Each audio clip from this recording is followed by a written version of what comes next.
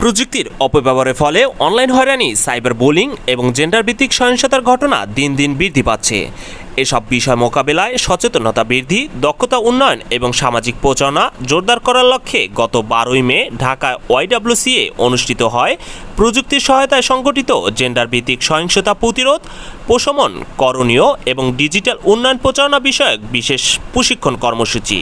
উক্ত প্রশিক্ষণে পটুয়াখালী জেলার প্রতিনিধিত্ব করে অংশগ্রহণ করে শুক্তারা মহিলা সংস্থা। এছাড়াও দেশের মোট 6টি জেলার হাইপার ভলান্টিয়াররা এই প্রশিক্ষণে অংশ নেন।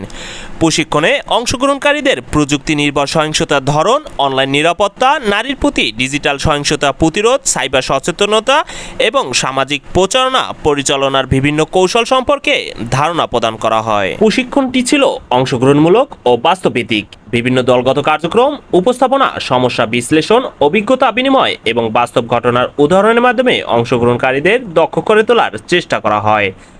অনলাইন হয়রানি মোকাবেলা, ডিজিটাল নিরাপত্তা নিশ্চিত করা এবং সামাজিক যোগাযোগ মাধ্যমে সচেতনামূলক প্রচারণা কিভাবে কার্যকরভাবে পরিচালনা করা যায় সে বিষয়ে হাতে কলমে প্রশিক্ষণ প্রদান করা হয়। দিনব্যাপী প্রশিক্ষণ শেষে অংশগ্রহণকারী সকল হাইপার ভলান্টিয়ারদের মাঝে সার্টিফিকেট বিতরণ করা হয়।